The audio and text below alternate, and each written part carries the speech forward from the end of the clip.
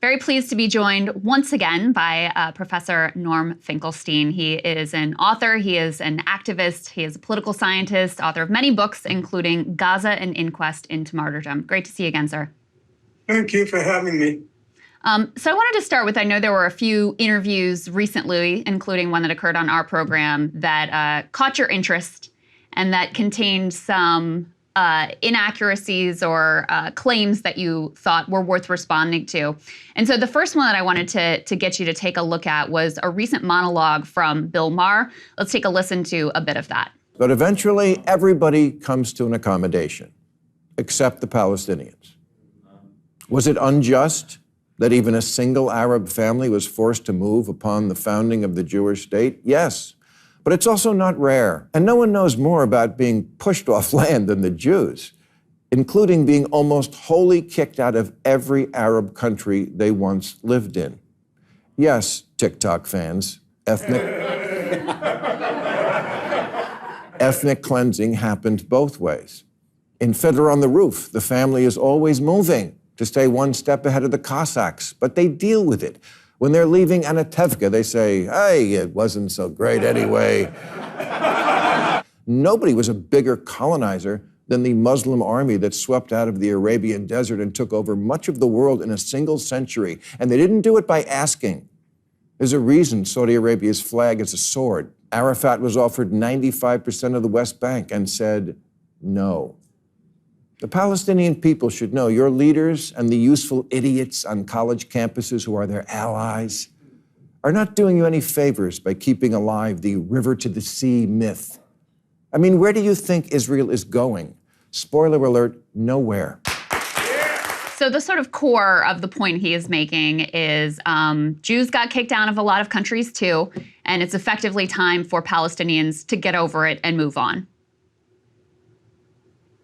Well, just as a general point, I find it rather amusing when I hear Bill Maher pontificating about, if you see the longer clip, about Byzantium, about the Roman Empire, about Muslim expansion. He knows as much about these topics as Joy Behar. The only difference between him and Ms. Behar is she reads her factoids off of index cards while he reads them off of a monitor. And neither of them is, in my opinion, particularly funny. And I find it in very poor taste in the midst of a genocide, making these rather impoverished attempts at humor, where half the audience laughing uproariously sounds as if they were paid to laugh. But let's leave all that aside and let's get to the factual matters. Here are the facts. The Palestinians on the Zionist project, I'm not going to go through the whole history, I promise your listeners. The Zionist project begins roughly at the end of the 19th century. Their aim was to establish a Jewish state in Palestine. Palestine was not empty. It became obvious to the indigenous population that the realization of the Zionist enterprise to create a Jewish state would at minimum reduce them to second-class citizens in their own place of birth, or at worst, result in their expulsion. And the Zionist movement coined a locution they called a transfer. They didn't want to use the vulgar, gross term expulsion, so they called it the transfer. And as Israel's leading historian, who, by the way, at this point is extremely right-wing, his name is Benny Morris, and you'll see him in all the right-wing talk shows like Coleman Hughes and others. Benny Morris said, and now I'm quoting him, the idea of transfer or expulsion, the idea of transfer was inbuilt and inevitable in Zionism, okay? Now, it happens I wrote my doctoral dissertation on Zionism. I know about the subject. but I never belabored the terminology because sometimes I think it obfuscates the critical facts rather than enlightening them, sort of like nowadays when Palestinian supporters talk about settler colonialism. I don't find this kind of terminology enlightening. I think it obscures more than it enlightens. But as a factual matter, as Benny Maher said, the idea of transfer or expulsion was inbuilt and inevitable in Zionism. Okay? And so the indigenous population of Palestine, the Arab, later they came to define themselves as Palestinian, but the Arab-Palestinian population of Palestine naturally revolted against that prospect. In fact, Benny Morris writes, remember, he's now a right-wing historian, but Benny Morris writes that the driving force, the motor force of opposition to Zionism was the prospect that the indigenous population was going to be expelled if this idea were realized. Now, skipping far ahead and not to tilt the scale in my direction, but just to bring us to an end before this one question consumes your whole program. Come 1948, a war breaks out. I'm not going to talk about who's right and who's wrong in the course of the war, but now, as David Ben-Gurion, the first prime minister of the state of Israel, said, he quoted the famous French expression, which is still quoted, when in war, do as in war. Namely, here is a prospect. Now we have the opportunity to realize the Zionist dream, and the population from the area that became Israel, 90% of the population from the area that became Israel was expelled. Exactly what you would expect, given what the ideology was, and an opportunity now availed itself. And they became the Palestinian refugees. So now Bill Maher says, well, basically he says, it's a done deal, get over it. I'm not going to pass a judgment on that. Now, you know, Krystal, and if you don't mind, I'd rather look at you than I look at myself, because I'm more concerned about persuading you than persuading myself. I'm already persuaded. And body language is sometimes indicative, so I'd like to look at you, and where I see you're demurring, I'll stop and we'll continue. So he says, basically, get over it. Now, you know, Krystal, let's say you were fired from a job wrongly. What do you expect your friends to do? Do you expect them to support you? Or do you expect them to say, Krystal, get over it? I would hope they would support me. Exactly. So there is an obligation, a kind of moral obligation among those not directly the victim to support those to the extent they're able to rectify a wrong. That's, to me, a moral responsibility. And then you might come to the conclusion, you know what, this is going nowhere. And I hope this person understands it's going nowhere and move on, okay? The fact of the matter is, and I have to tell you, I watched the Bill Maher segment this morning, and several times I had to just, take a breath, because he's such an ignorant sack of shit. It just nauseates me when I'm listening to this. He hasn't a clue what the history is. He really doesn't know anything. This is the reason Bill Maher doesn't want kids to go to college. He says it's a waste of time. Yeah, in college you learn that before you speak your mind, you should actually know a few facts. You're supposed to read books, not just have note cards passed to you. So what are the facts? And I'm perfectly willing now to say to Bill Maher to his face, if you disagree with me, have me on your program. Have me on your program, and we'll go through it step by step. Already as early as 1976. Now, if I'm not mistaken, you were probably born around that time. A little bit later, but yes. Okay, later. So before you were born. And I'd like you to sort of let that sink in. You're an adult woman already. You have children. I'm talking about before you were born. Already in 1976, the Palestine Liberation Organization, which at that point was a representative organization of the Palestinian people, was supporting two states on the June 1967 border. They were supporting the compromise. They were already giving up before you were born. The representative organization of the Palestinians, universally recognized, the PLO, they already were ready to compromise. They gave up, and I hope this will sink into the minds of your listeners. It's impossible that they will sink into the mind of Bill Maher because there isn't a mind. There's a blank space that's filled in with desperate attempts at being clever and funny for his paid listeners. But for everybody else, before you were born, the Palestinians had already compromised. They had already moved on. They had given up on 80% of Palestine, the area that became the state of Israel. And they had resigned themselves, reconciled themselves to the prospect of a state just on the West Bank, including East Jerusalem and the Gaza Strip.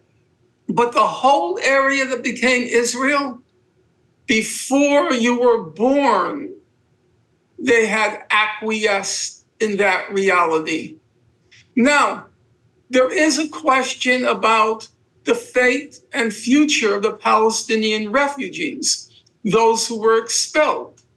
And I will grant, because I am an old-fashioned believer in truth, and as a radical, I like to quote the better part of the radical tradition that says the truth is revolutionary.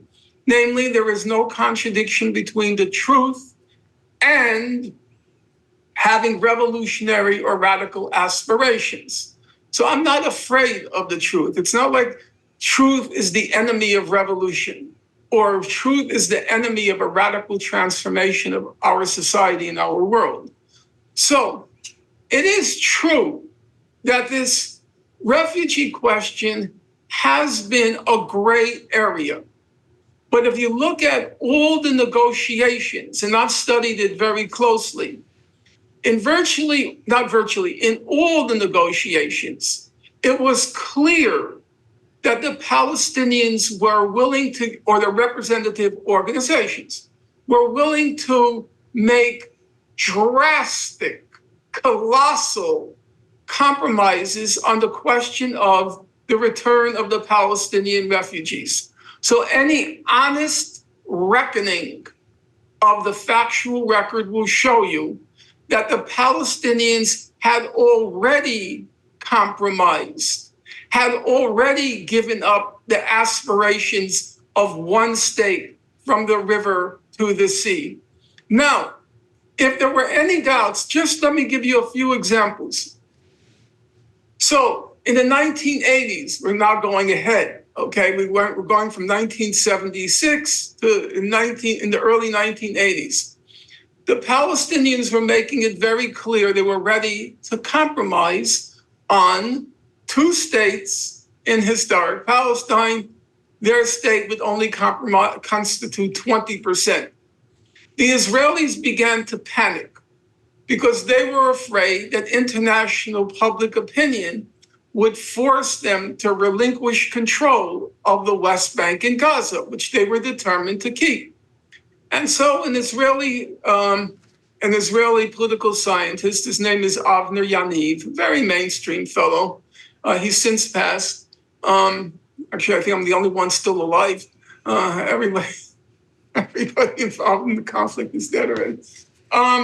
He said, what the Israelis feared, and I'd like this expression hopefully to sink into the minds of your listeners as well.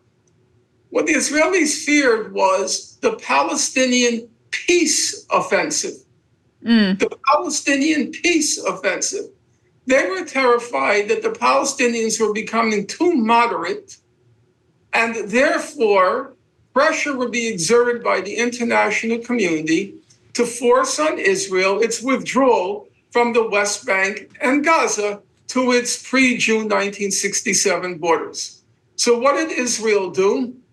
Israel fabricated in June 1982 an excuse to invade Lebanon. Why did it want to invade Lebanon?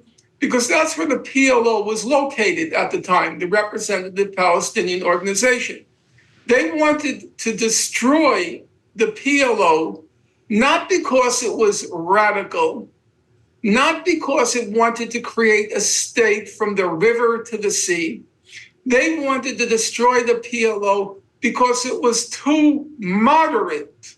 The Palestinian peace offensive, okay? And in the course of that attempt to liquidate the excessively moderate PLO, Israel killed between 15 and 20,000 Palestinian and Lebanese, overwhelmingly civilians.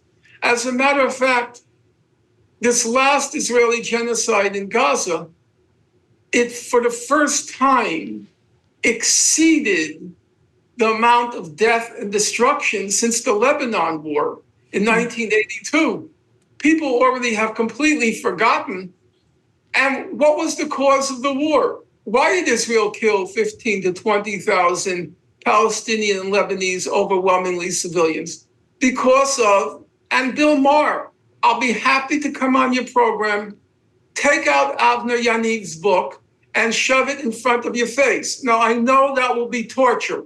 I understand that will be torture, not the phrase, but having to look at a book.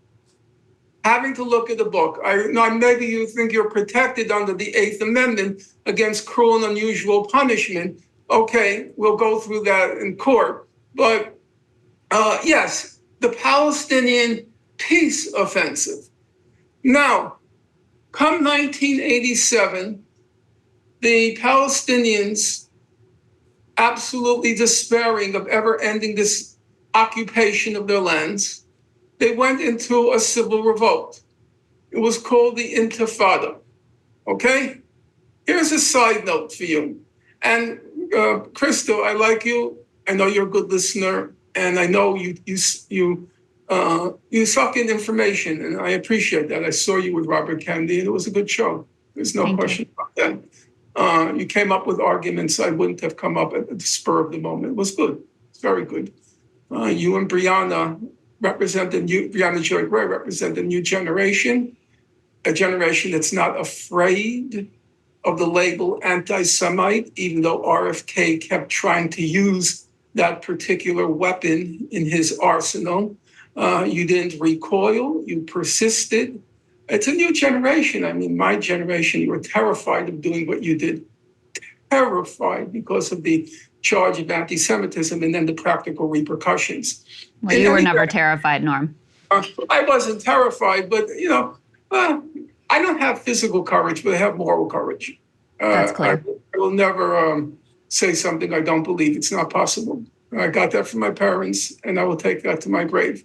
In any event, so 1987, December 7th, 1987, Noam Chomsky's birthday, or December 8th. Some people say December 8th, my birthday. So in any event, the first Intifada, it's a civil revolt. Literally, it's the Arabic word for when a dog shakes off its fleas. And the quiescent Palestinian people for so long are now shaking off their fleas and going into civil revolt.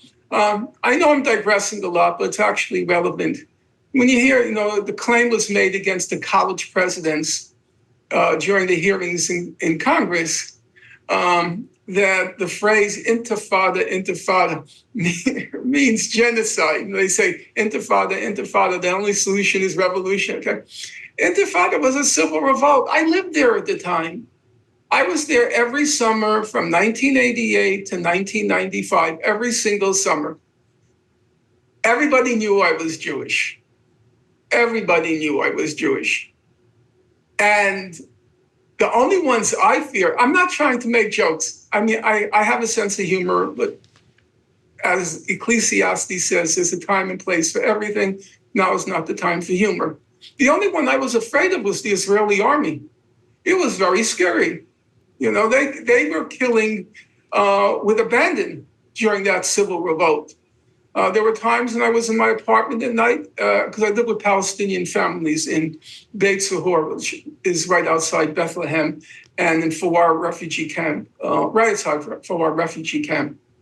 And the Israeli army invaded at night, came into my apartment. I was completely terrified. And there were roads you don't want to travel down because the settlers were throwing these stones. But no, I wasn't afraid. First of all, genocide. The people were so wonderful, so forthcoming, so generous. Even Hamas members, though I have to admit, there was some concern with Hamas at the time when they found out I was Jewish. In any event, come November 1988, Yasser Arafat, I mean, I have to laugh at how stupid Bill Maher is. Really, he's Joy Behar. He's Joy Behar without the drag. November 1988, Arafat formally, I should say, because I use these terms like everybody knows, the head of the PLO at the time, Yasser Arafat, he formally declares a Palestinian state, calls for a Palestinian state on the June 1967 border, a two-state solution. That's just a commonplace piece of knowledge. Anybody who knows anything about the subject knows November 1988, he declares for two states. And he felt that, I don't want to get into all the dynamics, but people are willing to compromise from a position of strength, not from a position of weakness. That's just the nature of politics. Because from a position of weakness, you feel like, well, if I'm not going to get anything, why not ask for the whole thing? Because it makes no difference. Right. If I can't hope to get a half a loaf, if I can't hope for half a loaf, then why not ask for the whole loaf? Right. So in November 1988, it was during the first Intifada. And it did become a global issue, the first Intifada. It did seriously dent Israel's public relations image because I'll tell you, I was teaching at that time. And I remember one student who was neither pro-Palestinian nor pro-Israeli, whatever those terms mean, they're just totally stupid. He said one day in class, he said like this, the Palestinian civil revolt was famous what was called for throwing stones, and he said like this in class, stone, he held up his hand like this, stone, Uzi, that was the known Israeli weapon, sort of the brand of Israel, the Uzi, stone, Uzi, that's not fair. That's what he said. Stone, I remember, it's 30 years ago, more than 30 years ago. Stone, and that was the image that was being communicated, transmitted internationally. So Israel was facing a major PR problem. And Arafat, from a position of strength, because he thought he could win something now, that the civil revolt had shifted international public opinion, he thought he could win something, and he announced formally, publicly, unambiguously, two states on the June 1967 border. Now, come 1993, the civil revolt was effectively repressed by the Israelis. They were very brutal in their repression of it. And Arafat entered from a position of weakness, not strength, what came to be called the Oslo Accord. And basically what the Oslo Accord was, it said, we recognize Israel, meaning Yasser Arafat. We recognize the state of Israel and its June 1967 border. All of that forgotten by Bill Maher, who's so clever. He's so smart with his factoid supplied to him by the Israeli consulate. The Oslo Accord has vanished. And he says, and what the Palestinians get in return? Well, actually, they got nothing in return because he was negotiating from a position of weakness at that point, Arafat. What he got was a promise that we'll figure out what to do sometime in the future. It was supposed to be 5 years, what was called the interim period. The 5 years passed, they got nothing. I've already gone through in a previous show what happened in 2000, where Hillary Clinton's imagination got carried away. So I'm not going to, not that she's ever been very, well, yeah, at a certain point in her life, she was actually decent. But her memory is now very selective to the extent that it ever makes any connection with reality. But the bottom line from the period afterwards, now, we have a very simple way of testing who is and who isn't, or which side is and which side isn't, willing to compromise on this question. I would say we have an unequivocal record. And the record is this. And I would hope your viewers who have an interest in the subject would simply go and check out what I have to say. Every year for about 2 decades, about 2 decades, maybe a little more, every year, let's just check, if you allow me. I have it. Okay. No, actually, it's from 1997. So if I can ask you in my book, Gaza, An Inquest into Its Martyrdom, turn to page 28. Okay. Okay. Now, the United Nations General Assembly, based on international law, can I look at you again? I find it troubling looking at myself because it becomes a distraction. Thank you. Every year, the United Nations General Assembly, it's contrived a resolution, terms for resolving the conflict. As the title of the resolution says, peaceful resolution of the question of Palestine. And its resolution is based on international law. Now, international law recognizes the state of Israel. That's not a quarrel in international law. It's a member state of the United Nations. As a member state of the United Nations, it has the same rights and duties, rights and obligations as any other state. So the General Assembly contrives a resolution based on all the elements of international law. I would stress that the International Court of Justice itself in 2004, July 2004, it made a determination on all the critical questions bearing on the question of Palestine.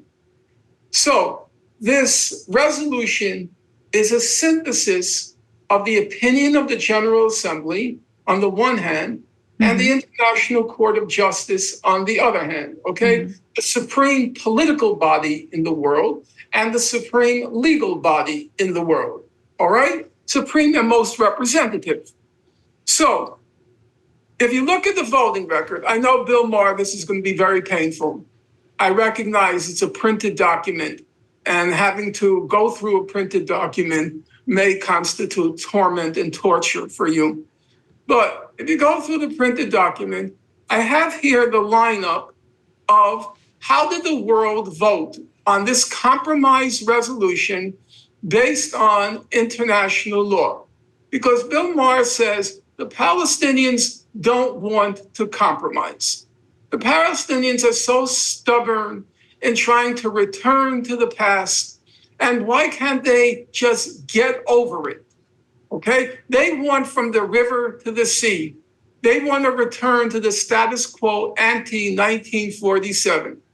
Well, this resolution calls for 2 states on the June 1967 border in accordance with international law and all the other aspects of international law. Time doesn't allow me to go through each one, though if you ask me, I'm happy to go through it.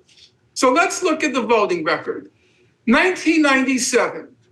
So the record is the number of states who voted for it, those who abstained, and those who opposed. Or I should say, excuse me, the number of states who voted for it, the number who opposed it, and the number of abstentions. Okay, what was 1997? We had 155 yes, 2 no, and 3 abstained. Right. Who are the 2 no? That would be Israel and the United States of America. Okay. So who is it that's the obstacle to peace? Is it the world or is it the United States and Israel? Let's look at 2001. Or you know what? You do it. You choose arbitrarily, because I have every year. Choose a day, choose a year. Yeah. I mean, every year it's basically, everybody in the world against Israel, the U.S., and a few of our close allies. So, for example, they're not even our allies. They're South Sea Islands. 2006, it's 157 yeses, 7 noes, 10 abstained. The noes were Israel, the U.S., Australia, Marshall Islands, Micronesia, Nauru, and Palau. 2008, what's the vote? 164 yes, 7 no, 3 abstained. The noes are Israel, U.S., Australia, same group, Marshall Islands, Micronesia, Nauru, Palau. Yeah. But according to Bill Maher, it's those stubborn Palestinians who are the obstacle to resolving the conflict. You know, Norm, I wanted to ask you, because this has been a persistent, I think, mythology in American politics, American media, with, and a lot of Americans have bought into this mythology that the Israelis are deeply interested in peace. They want a peaceful settlement. This goes back to the conversation we had where Hillary Clinton says, it was all there on the table for Yasser Arafat, and he walks away. And this is repeated routinely by any number of the political media class. There were some interesting comments recently from Bibi Netanyahu, which should surprise no one, but still would land as shocking, I think, to a lot of the American public. If we could put this up on the screen, guys, this is the fourth tear sheet that we have. I'm proud I blocked a Palestinian state. Looking at Gaza, everyone sees what would have happened. And what I was curious about with you, Norm, is, first of all, were you surprised that he made those comments so nakedly? And second of all, do you think that some of this mythology surrounding who the quote-unquote partner for peace is and who has been the primary obstacle to peace may break down with the American public? I can't say I'm surprised.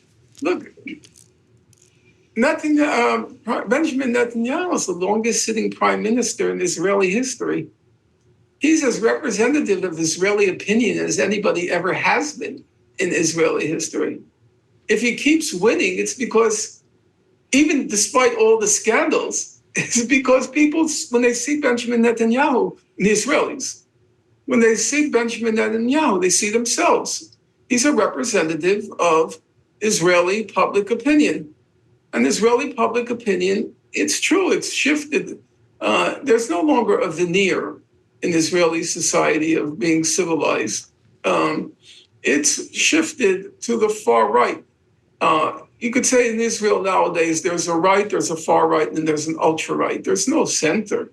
You take, the other day I was debating, to the extent it was debate, Alan Dershowitz on the Piers Morgan program. And he says that, Netanyahu, he's not going to be in office because Piers Morgan made the same point as you just made. Netanyahu says he's against a Fatah land. He's a Fatah, meaning the main secular Palestinian faction. He's against the Hamas land. He's against anything. And Dershowitz, who likes to pretend he supports a two-state settlement, he said, well, he's not going to be prime minister. It's probably going to be a national coalition after Netanyahu. And he said, Gantz, the fellow Gantz, is going to be the new head of state. Yeah, who is Gantz? Gantz was the chief of staff during Operation Protective Edge in 2014, where Israel killed about 2,200 people in Gaza, destroyed 18,000 homes. And when he ran for office, when he ran against Netanyahu, do you know how he ran? He ran on a video showing the destruction of Gaza. Wow. The video was a video and boasting. That was his achievement, that he had leveled Gaza. And this was the person who Professor Dershowitz was touting as being more humane and reasonable than Benjamin Netanyahu. That's been the Israeli position. Now, let's be clear. And here you have to have, I don't like the word very much, but okay, I'll use it. You have to be attentive to nuances and subtleties. It is true that when Israel was under what's called a labor government, or roughly labor government, quote unquote, left wing, They were more forthcoming than the current leadership. As I said, the spectrum has shifted. Israel is an ultra-right society. It's actually, to my knowledge, I could be wrong. I always admit to the possibility of error. It's very unique in the world because in other countries, you have ultra-right. Let's say take Brazil. You have characters like Bolsonaro, okay, an ultra-right figure. But the societies are generally divided between an ultra-right and a left. So for each Bolsonaro supporter, you have a Lula supporter. There is a real solid opposition. There's no opposition in Israel. There's a right, there's a far right, and there's an ultra-right. There's no left. Nobody talks about a left candidate coming into power in Israel. Right. So it is true that labor was under the so-called left in Israel. They were more forthcoming. I won't deny that. My credo in life, never quarrel with facts. I won't deny that. But we have to be clear that no government in Israel has ever accepted the international consensus, the legal consensus for resolving the conflict. So when you were reading off that list, bear in mind that was during a period, because we're going back to 1997. Right. That's going through a period where the so-called peacenik Yitzhak Rabin, okay, he was assassinated in 1995, but his successors, they were in power. Right. And they always, whether it was labor, the peaceniks, or Likud, the war hawks, across the spectrum, they all opposed the legal consensus. Mr. Maher, I'm not talking about the PLO program. I'm talking about the International Court of Justice. 15 justices in the International Court of Justice, they're called judges. 15 judges, even the American judge, his name is Bergenthal. At the time, his name was Bergenthal.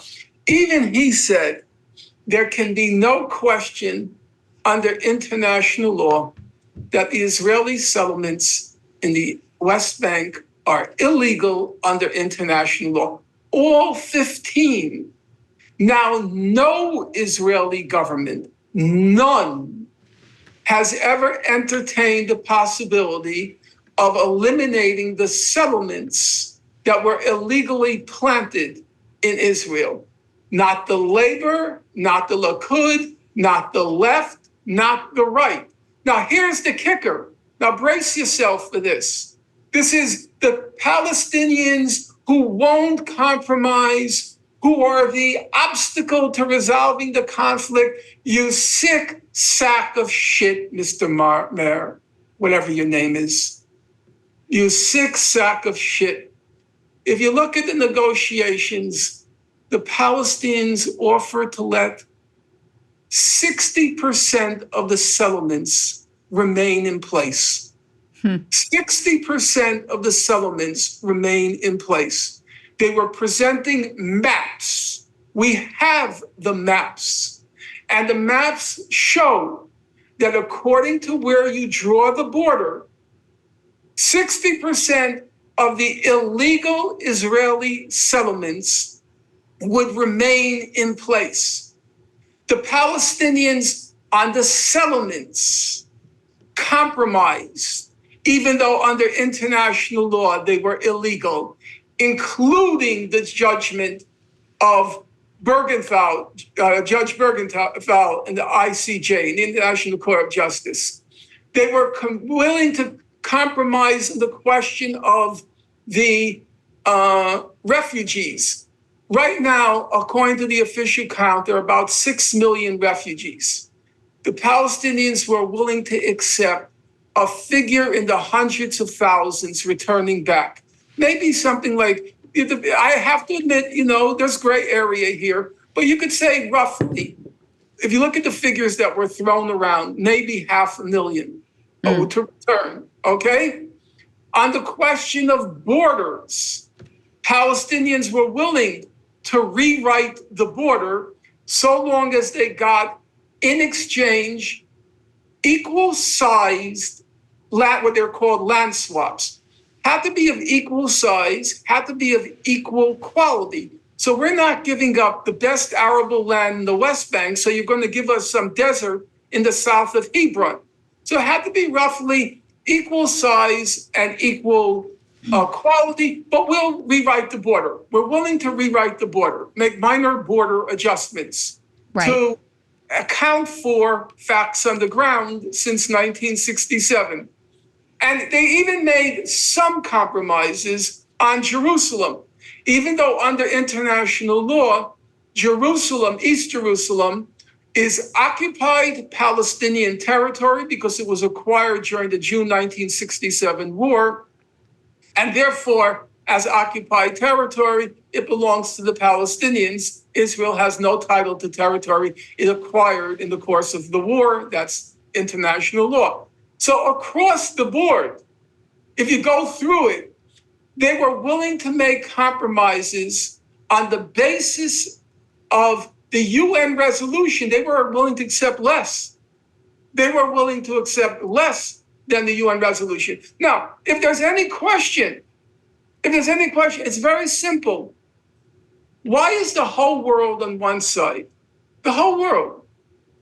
And the United States, Israel, and the South Pacific atolls on the other side. Why is that? Are they all anti-Semitic?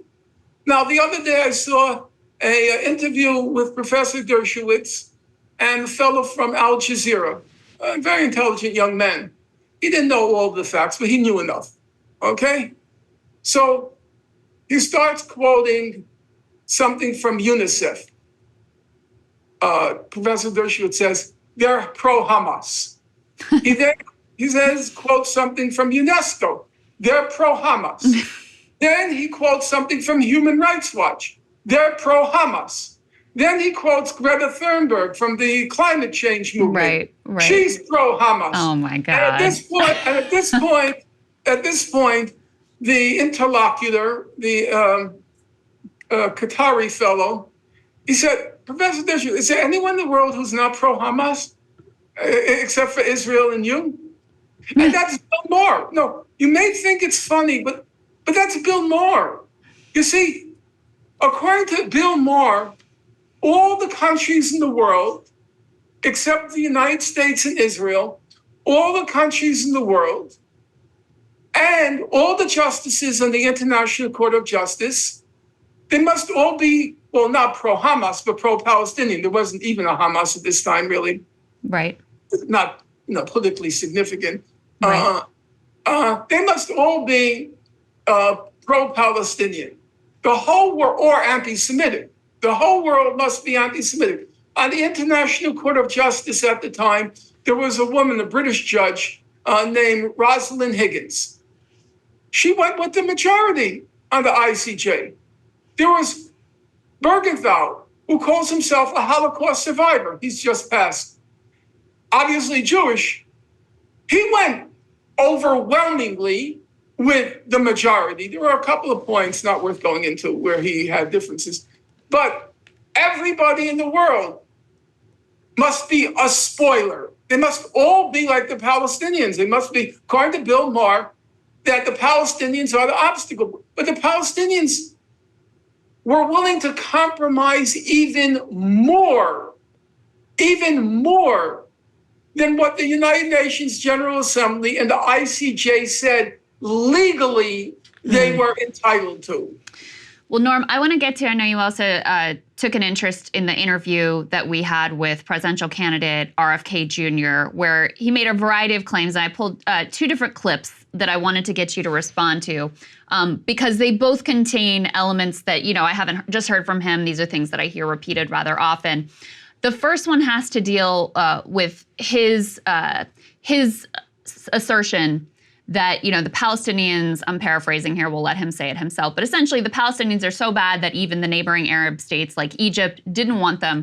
Let's take a listen to that piece. So President Biden's administration, they have said that they have no red lines for the state of Israel and their conduct in this war. Do you have any red lines for Israel? Well, the red lines are that, you don't deliberately, you do everything you can, which I think Israel is doing right now, to avoid civilian casualties. But, there's collateral damage in every war, and they're fighting an implacable enemy. I mean, I don't think there's any country in the world that would go as far as Israel has gone to not invade Gaza. I mean, Israel was being bombed by Hamas, took over Gaza. Israel walked out of Gaza. There's no occupation of Gaza. The blockade, though. Well, there's a blockade because Hamas declared war on Israel and sent suicide bombers off. So they put up a fence. So it's there. That's like the guy who kills his parents and then throws himself on the mercy of the court because he's an orphan. For them to say that they're blockaded, they're blockaded, and it's not just Israel that's blockading them; it's Egypt. Well, everybody has a problem with Hamas. In fact, after the 73 war, after the 67 war, Israel tried to give Hamas back to Egypt, and Egypt didn't want to take it because Gaza. Gaza back to Egypt. Egypt didn't want to take it because of the high level of sort of religious militant Islam. So I wonder what your response is to that last piece in particular, where he asserts, the neighboring countries don't want to deal with these people either, and so it's not just on Israel. And this is illustrative of how magnanimous Israel has been towards the Palestinians. Okay, there are 3 questions there, and I'm going to ask you to remember them because my memory is shot. Okay, I'll write them down. From a combination of old age and mental exhaustion since October 7th, I'm thinking of going to small claims court and suing Hamas for senior citizen abuse because the last 2 months have been just a horror in my life. So there are 3 questions that Robert Kennedy raised. Number 1, about Israel doing all it can to avoid civilian casualties.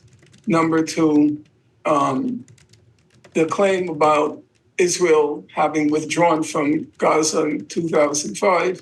And number 3, the question of Egypt. So, because I respect you, and I noticed that your last interview with me, or one of the last interviews with me, got a lot of viewers, and the point is to educate and try to persuade. I'm going to say I'll stay here till the end of time, which in my case may not be too long from now, to clarify these issues. So let's start with Israel's doing everything it can, to avoid civilian casualties. First of all, there have been many comparative studies with Israel, the number of deaths in Gaza as compared to every other conflict in the past 25 years, in this century. And Israel is just in a category all its own. So let's just take one example, which would be familiar to all of your listeners. I'm going to go off in digressions, but I have to, because everything is really important. I was very angry at Bernie Sanders after what happened on October 7th and how he acquitted himself. I was furious.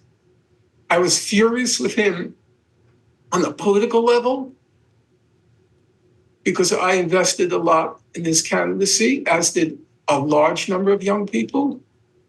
And I was also disgusted with him, and I'm not trying to play the Jewish card, but as a Jew, that he had said, he didn't boast about it, he wasn't wearing it on his shoulder, but he said that, a large part of his family perished in Poland during the Nazi Holocaust. There obviously was, it was a sensitive chord for him.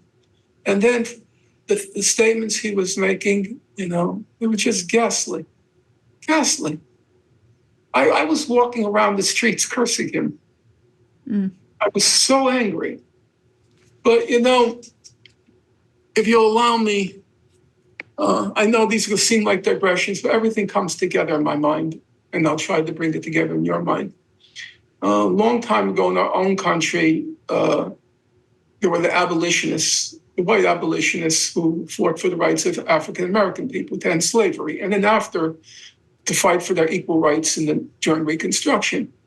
There was one fellow named William Garrison. He was a very famous abolitionist. And after the Civil War, he opposed giving the rights of vote to Black people. He said they weren't ready. And he was criticized heavily for it. Eventually, he changed his mind, and he recognized he was wrong. And Frederick Douglass, writing about Garrison and the fact that he opposed the right to vote and then reversed himself. He had a very nice line. Douglass was a brilliant stylist, writer. He said, "A man's head will not long remain wrong when his heart is right. A man's head will not long remain wrong when his heart is right." And that was Bernie. I said to my friends, I think he's going to backtrack. He's going to backtrack. And then one night, I was exercising and watching. I said, oh, Bernie on C-SPAN, let's see what that guy has to say now. And I expected the usual. And then suddenly he said, there have been more civilians killed in Gaza in 2 months than have been killed in Ukraine in 2 years. Ukraine in 2 years, the current figure is 10,000 civilians killed. In Gaza, it's 20,000 in 2 months. Yeah. 2 years, 2 months. Yeah. Okay? And that phrase from Douglass came to mind. A man's mind cannot be wrong long if his heart is right. Robert Kennedy, on the other side, is a complete sleazebag, a sack of shit like Bill Maher, to be saying that Israel is doing everything possible. When you look just at the number of child deaths in Israel, in Gaza, it's 136 per day. And the next conflict area in the world, the next goes from 5 per day downwards.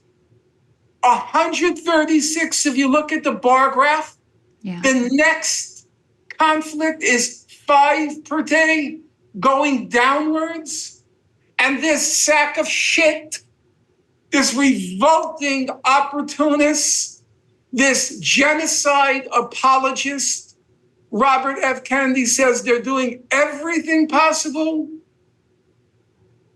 50% of all of Gaza's civilian infrastructure, houses, factories, 50% has been leveled. Imagine if you were walking down the street and you're going for miles, let's call it 27 miles, which is Gaza's length. And you discover as you're walking down the street, everything to the left of you is flattened. Every single building to the left of you for 27 miles is now a parking lot. You would call that doing everything possible to avoid civilian casualties? Now, Human Rights Watch is not by any stretch of the imagination a radical organization, okay? It's very mainstream. It issued in the past 2 weeks a couple of reports. One report is entitled Gaza, Unlawful Israeli Hospital Strikes Worsen Health Crisis. Israel has systematically, methodically targeted all the hospitals in Gaza. Of 32 hospitals in Gaza, which we would call real hospitals. I talked the other day to Dr. Ghassan Abu Sita, who knows the medical system in Gaza very well. He goes back there during every siege. He's a real hero. I told him, don't praise me because I don't have your physical courage. He was in Abu Ali Hospital during that attack, and then he was in Al Shifa. And he said of the 32, I asked him, how many hospitals are still operative? He said of the 32 hospitals, 4. Okay? Wow. Now, there is no example in modern history, none, of the systematic and methodical targeting of hospitals. It doesn't exist. That crosses a negative threshold into barbarism. A negative threshold into barbarism. The targeting of the wounded and the lame, the newborn and the near dead. That's what hospitals are. And that's what they're targeted. What did Human Rights Watch have to say? Quote, Human Rights Watch has not been able to corroborate or seen any information that would justify attacks on Gaza's hospitals. Wow. No information that would justify Israel's attack on Gaza's hospitals. Now, Robert Kennedy talks about warning people to leave.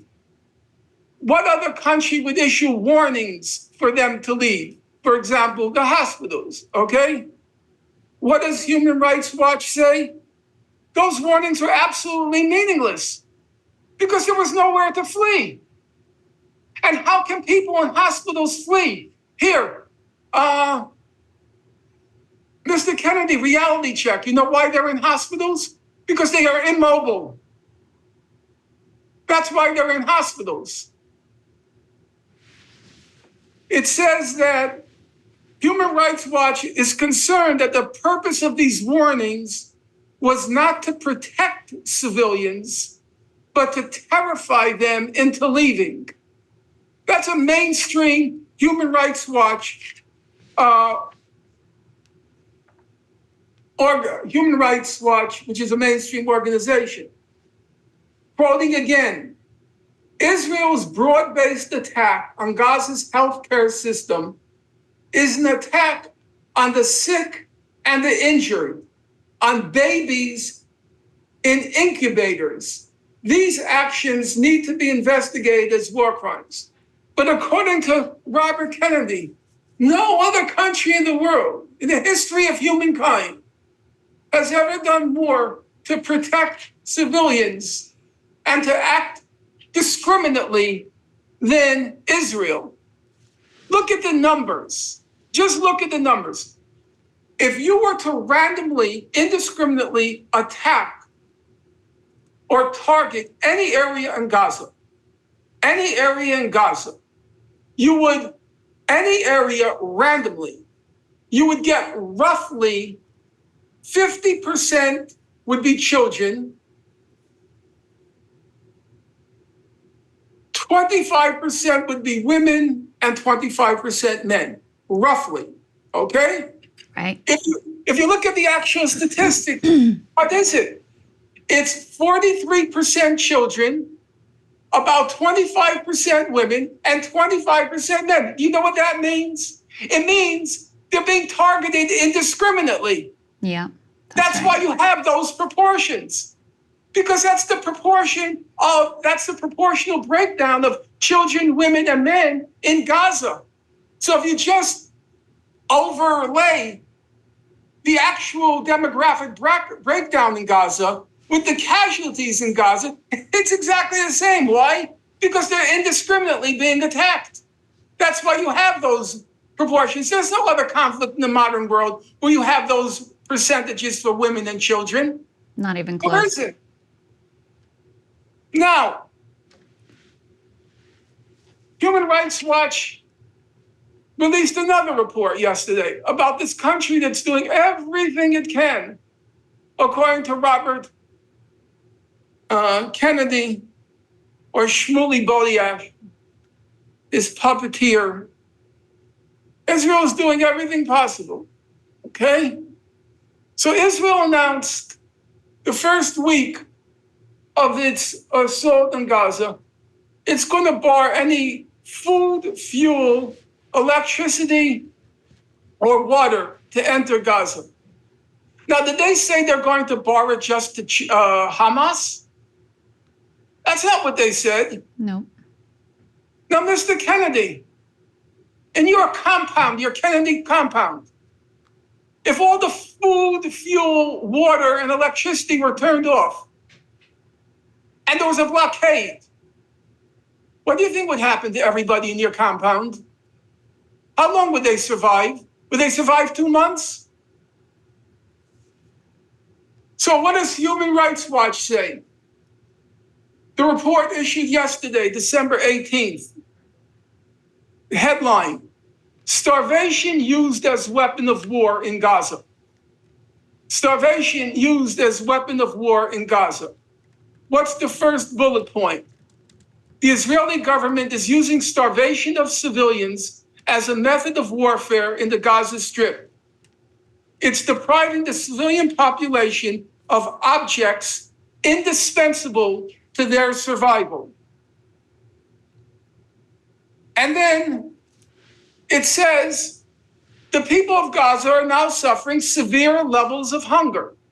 In fact, the World Food Program, it stated 2 days ago that 50% of Gaza's population, as we speak, as Bill Maher is making his sick jokes, humoring his sick audience of sick sacks of shit like himself. In the middle of that, he's so funny and they're so uproariously laughing, though I do believe half of the people laughing are paid to laugh, but that's aside from the point. Or got in exchange, got tickets in exchange for promising to laugh at that moron. He's making all his jokes. Oh, it's so funny. It's so funny, you sick sack of shit, that 50% of the population of Gaza is starving to death. Oh, that's so funny. That's so funny. Just think of a Nazi in a nightclub or a cabaret in Germany making those kinds of jokes while Jews were dying to the left and right, dropping like flies in the Warsaw Ghetto.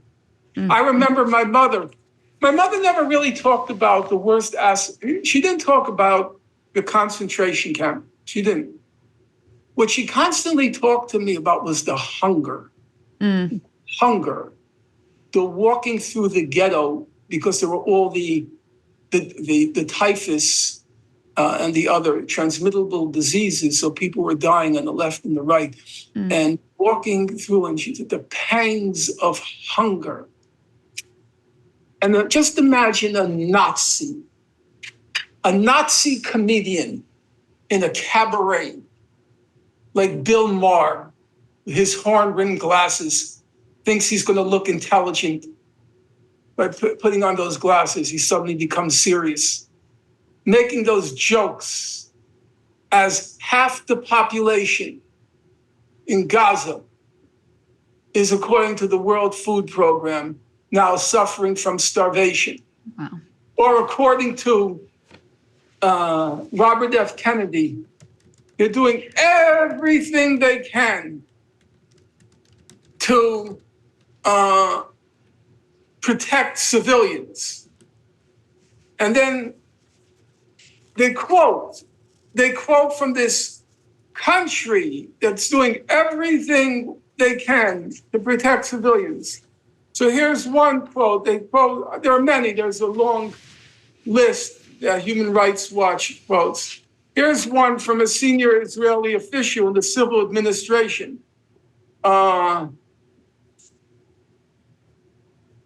He says, this is from November 4th. Whoever returns to Gaza, if they return here, will find scorched earth. No houses, no agriculture, no nothing. They have no future. Yes, Mr. Kennedy.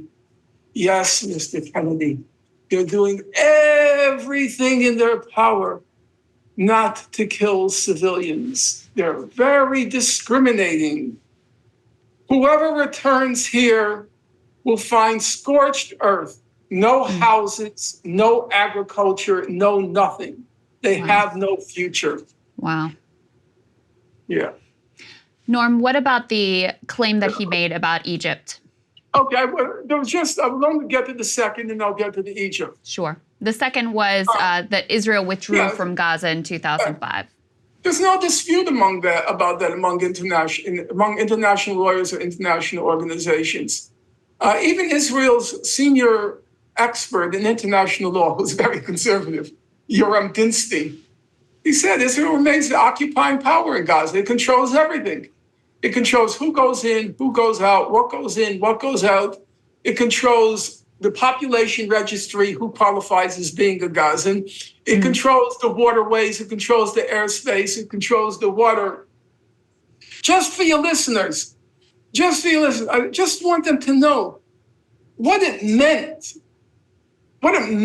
for the people of Gaza. What this blockade of Gaza meant when Israel no longer controlled it. It's not an occupying power, says the lawyer, Robert F. Kennedy Jr. So at certain points, here is a partial list of the things Israel banned from entering Gaza, simultaneously, not like one at a time, okay? Right. It banned sage, coriander, ginger, jam, halva, vinegar, nutmeg, fruit preserves, nuts, biscuits, potato chips, musical instruments, notebooks, writing implements, toys, chicks, and goats. But Gaza's a free country. Israel left, says Robert Kennedy. Israel doesn't occupy Gaza. There was a point where Israel put on people of Gaza a humanitarian minimum of calories. Humanitarian minimum of calories. That means they put the people of Gaza on a starvation plus diet. But they have no responsibility what's going on in Gaza. They withdrew. The occupation is over. As I said, as far as I know, no international organization or international law specialist claims that the occupation ended when what Israel did was very simple. Anybody can understand it. A child can understand it. Israel got tired of policing Gaza because they said there's no future here. We have 8,000 settlers. There are 2 million Arabs here. So we're never going to get rid of these Arabs. And we'll never be able to do with what we hope to do in the West Bank, change the balance of population. So just forget it. So you know what they did? So there were things like in Gaza, Gazans couldn't go to the beach, okay? So they said, we'll throw the keys in the jail cells and let them out of the jail cells, okay? And then they withdrew from the jail or the prison. They withdrew from the prison, slammed shut the gates, and then encircled the whole prison. Okay? Now, yes, the prisoners had more freedom of movement. I'm not going to deny that. They now could go to the beach. It's true. But they can't go anywhere else. They can't go out. Nothing can come in. Jam, chocolate, nutmeg, sage, coriander. Would anyone in his or her right mind describing that as Israel left Gaza? What they did was they encircled it. They didn't leave Gaza. I'll just give you an example. People don't like to hear my examples. Unfortunately, my examples don't come from my head. They come from the Israeli heads, okay? So the head of Israel's National Security Council, his name is was Giora Eiland. You can Google it. Just go right now. Go in front of your computer. Just Google Giora, and then the last name, Eiland, and then enter March 2004. Okay. March 2004. And the document's going to come up, the first choice. The first one is Gaza the Ruin. Gaza is a huge concentration camp. Right. Giora Island, if you look at it's item number 12 in this memorandum, he was the head of the National Security Council, okay, of Israel. The equivalent of our James Burns, the current head of the CIA. So in 2004, this is before the blockade. Before the blockade. If you go to that item, he describes Gaza as, quote, a huge concentration camp. A huge concentration camp. And then you hear people saying, there's this young man who I got into a long correspondence with. I'm not going to name him because I don't want to presume that correspondence. He keeps saying Gaza is a developing country. Developing country. Nothing can come in, nothing can go out. It's a huge concentration camp. It's before the blockade. He described it, Giora Island, as such. So we can dispose of that issue, whether or not Gaza remains occupied. Let's go to the third question. Now, I'll tell you, I admit, and maybe this, I struggle between my political side and my humanitarian side. Now, under international law, Egypt is a sovereign country and has the right to decide who comes in and who goes out. It's called immigration and immigration. Well, they don't have the right to decide who goes out, but they have the right to decide who comes in. And there is an entry point, the Rafah crossing between Egypt and Gaza. Now, Egypt's position, I don't defend the Egyptian government. Sisi is a monster. He came to power in the military coup. And in the course of that coup, he committed the largest massacre of Egyptians in Egyptian history. I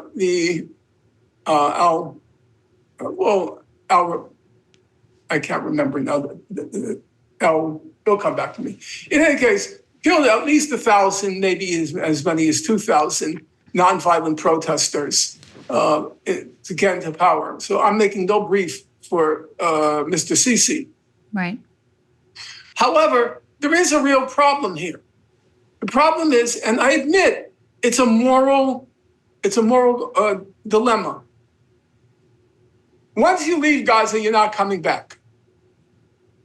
It's over. We know that from Israel's history. We know that from the refugees in 48. We know that from the refugees in 1967. Once you're out, it's goodbye. Egypt doesn't want to help Israel, assist Israel in committing an ethnic cleansing. So now you have really, I consider it is a dilemma. On the one hand, people are being starved to death. They're being murdered from the skies, and they need refuge. On the other hand, it's a permanent refuge. And so Egypt says it won't facilitate, it won't abet, it won't assist Israel in its ethnic cleansing of Gaza. What do you do? On the one hand, I say, oh, F politics. These people are being killed. These people are being murdered. Let them go. You know? But on the other hand, do you want to wittingly and unwittingly, because it's at the same time, willfully and unwillfully, assist Israel in ethnic cleansing? I don't think that's an easy question. You know, I don't have an answer to that. Am I going to start demanding that Egypt open its border and let all the people of Gaza pour into the Sinai desert? No, actually, if I had a choice, I would rather demand that Israel stop committing genocide. Rather than saying open up Rafah, I'll say stop committing the genocide. If I had to choose between the two. And let's be clear about it. Professor Chomsky would always distinguish him in his analyses of any world situation was he did basically what you did when you talked with Robert Kennedy, because you were insisting, because he kept trying to insinuate you're an anti-Semite, why are you focusing on Israel? And you kept replying, because we're paying for the whole thing. And Professor Chomsky would always come back to, it's our responsibility because we're making it happen. Now, let's be clear, and I don't want there to be any doubt about it. As a factual matter, the whole thing would end if the United States, if Mr. Biden picked up a phone right now and said, stop, it would be all over. It wouldn't last 1 second more. If Biden said, stop, remember, Israel's dependent on our arms. And right now, its economy has become dysfunctional because there are hundreds of thousands of soldiers who are fighting, or they're not really fighting, they're committing a massacre, a genocide. The Israeli society would cease to function without the US, leaving aside the political fallout if the United States switched to supporting a ceasefire. So the whole thing couldn't happen without the US, literally. Biden said you have to pretend that you're doing some humanitarian gestures, let in 40 trucks. Right. Immediately they did it. Right. Immediately they did it. They knew they had no choice. So if you ask me, if I had a choice, just let me finish, and of course I want to hear you. If I have a choice between advocating Egypt open up Rafah crossing and saying Biden stop the genocide, because it is his genocide. It is his genocide. And Bernie, is coming pretty close. It's too late. Yeah. It's too late. Or I should say, it's too little, but it's never too late. You have to be clear about that. Half the population is now starving. So if it were to end tomorrow, and if Bernie has joined the bandwagon, it has to end tomorrow, then it's not too late. He has 5,000 children's deaths to account for, because it was only, I think it was 5,000 or 6,000 when he started to change his tune. And now, he's calling for congressional legislation to restrict, he's not been bad. I have to be attentive to facts, and I have to recognize, he changed. Yeah. I think it was unbearable for him. Yeah. Because he was hearing all these young people saying how he let them down. And, people have egos, and he was the hope of a generation. He was the hope of a generation, and he became an abomination. And you can imagine his children and his grandchildren, Daddy, Grandpa, why are you opposing a ceasefire? And he couldn't, obviously it's very hard to plumb the human mind. And so what's the point of being a psychoanalyst from afar? Yeah.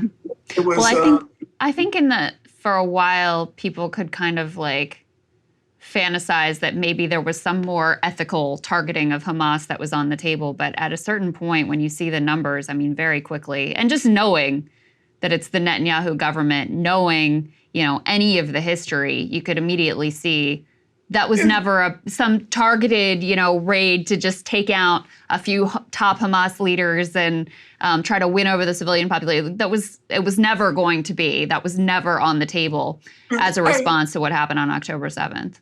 Now that you brought that up, people act, I don't fault them.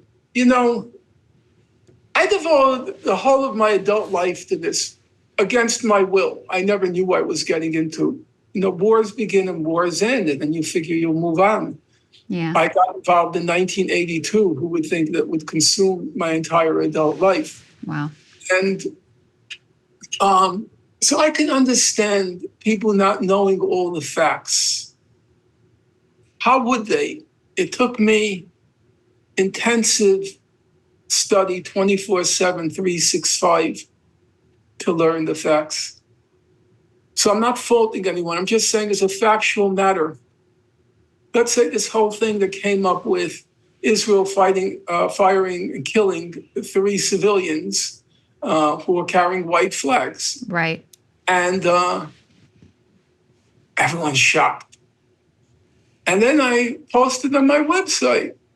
In 2009, Human Rights Watch put out a report right after Operation Cast Lead between December 27th and December 27th, 2008 and January 17th, 2009. And the report was entitled White Flag Killings. Israel always shoots people with white flags. There's nothing new there. Right. Right. It's not like it was, what's new is they killed Israelis. Right.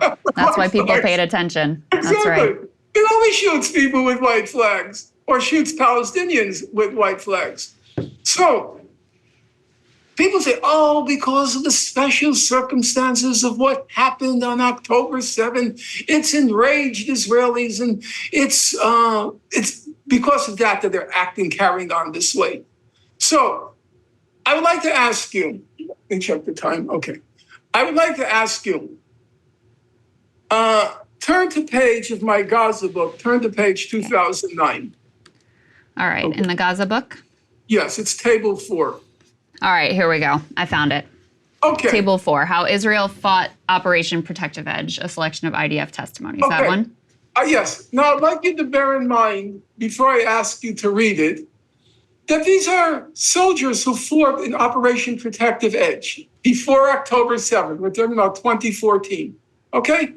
Ordinary soldiers, they're not peaceniks.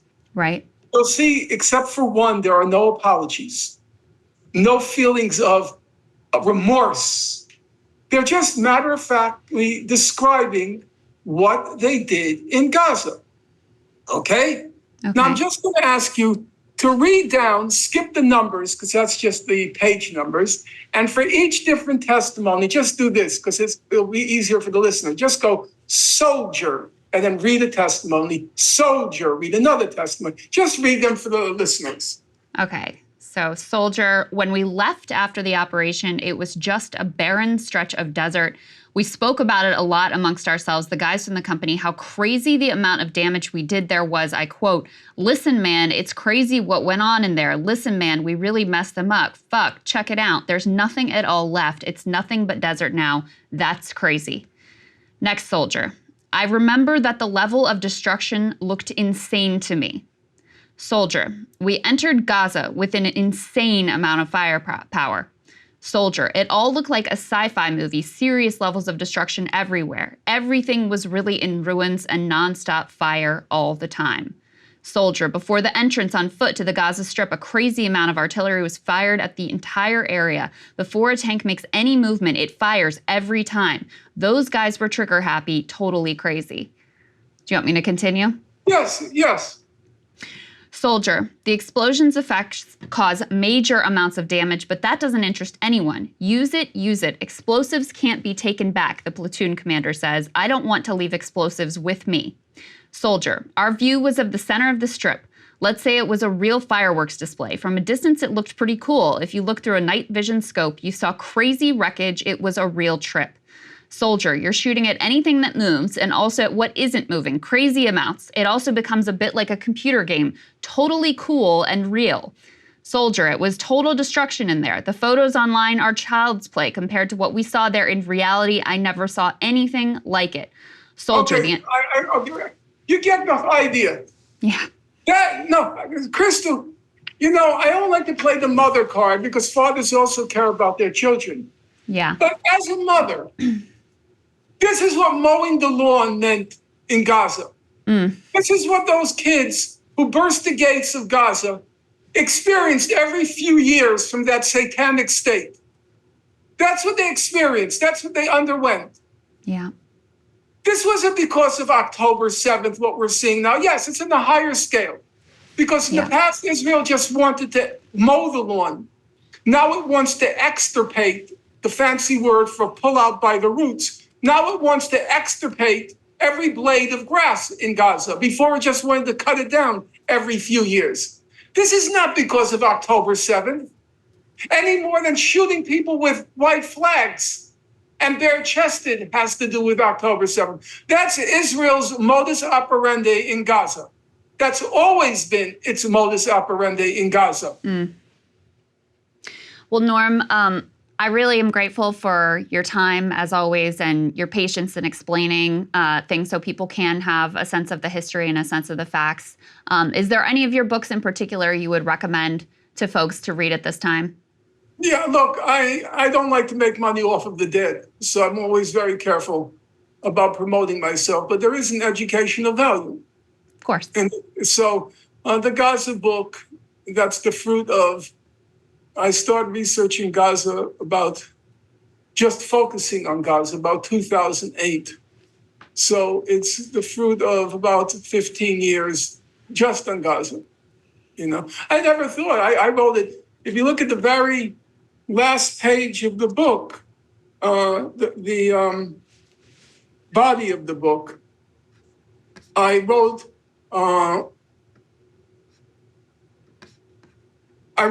the author, meaning myself.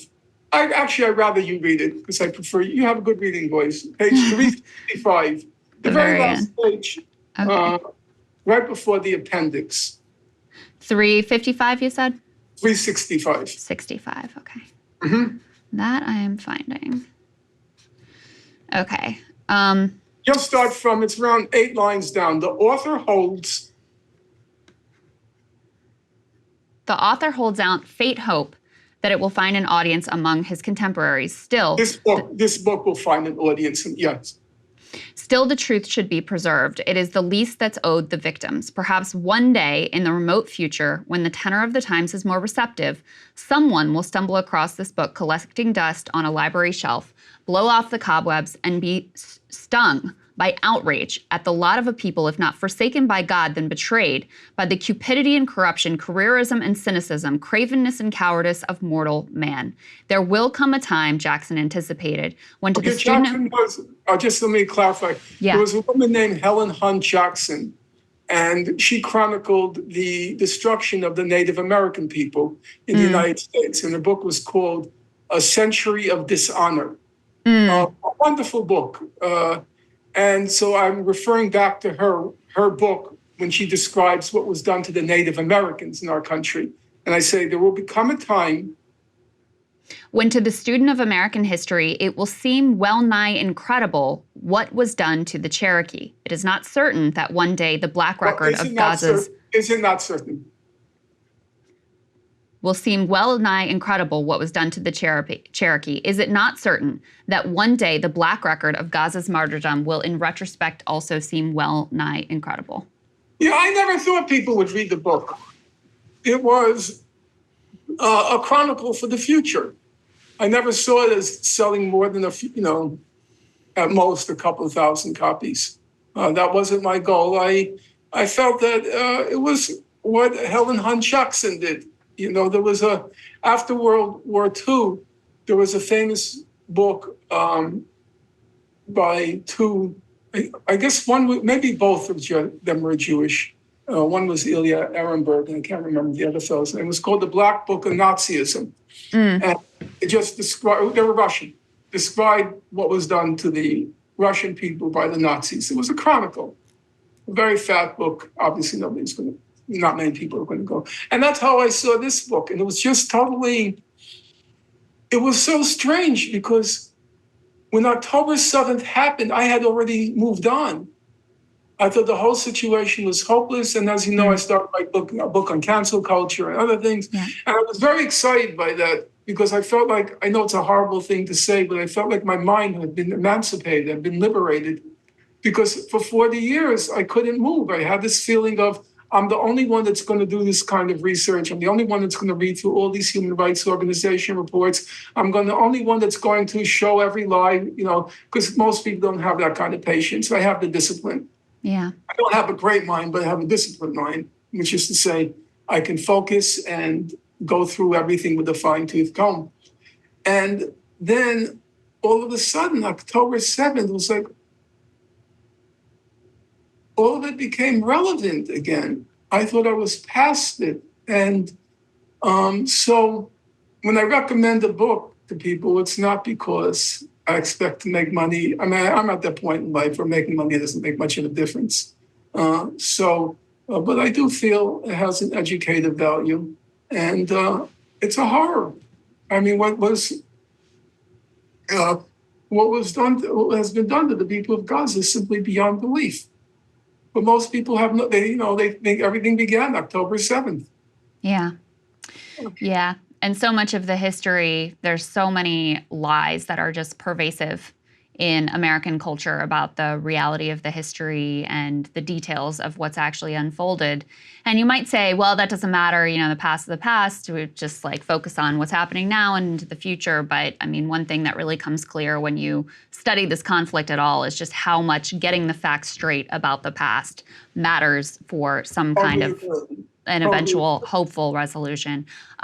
Dr. Norm Finkelstein, it's always great to see you. Thank you so much again for spending time with us. Well, thank you for giving me the opportunity. I mean that. You're serious. There's been a pattern, I have to say. I know people aren't going to like it. It's probably politically incorrect. But the female commentators, don't ask me why, whether it's Michaela Peterson, Candace Owens, yourself, Brianna Joy Gray, they've just been much more, and I mean this in a very positive sense, they've just been much more humble. They recognize, well, we have a lot of things to cover, and so we don't have your depth of knowledge, and we'll listen. We'll ask questions, and we'll listen. And that's the common characteristic. You listen, you watch Candace Owens, whatever you think of her. I don't know anything about her because I don't watch his social media. It's not my thing. Or Michaela Peterson, who I never heard of.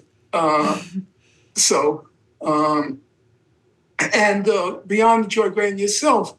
So you listen, you take in, and then you see these guys. I know it's probably politically correct. This Jordan Peterson, Sam Harris, this Bill Maher, I accept the arrogance with people who are smart. Okay, I have to accept this guy knows what he's talking about, even though he's an arrogant son of a bitch. But this mixture of arrogance and complete stupidity, complete ignorance, it is an incredible combo, isn't it? Yeah. Ridiculous blowhards. Acting as if they know anything. Bill Maher lecturing on Byzantium. What are you talking about? So it's been especially gratifying to have interlocutors who show the humility, and obviously they have the knowledge. I mean, as I said, you were very good with Robert Kennedy. I was thinking, hey, I wouldn't have thought of that. Some of the responses, they were good. No question about it. But still listen. Still listen. And I don't demand that you agree with what I have to say, but a little humility. You haven't a clue what you're talking about. It's like me talking about particle physics. Okay, so nice to talk to you. Great to see you, Norm. Yeah. Take care and happy holidays. You too. Hey guys, if you like that video, go to breakingpoints.com, become a premium subscriber, and help us build the best independent media organization on the planet. That's right. We're subscriber funded. We're building something new. We want to replace these failing mainstream media organizations. So again, to subscribe, it's breakingpoints.com.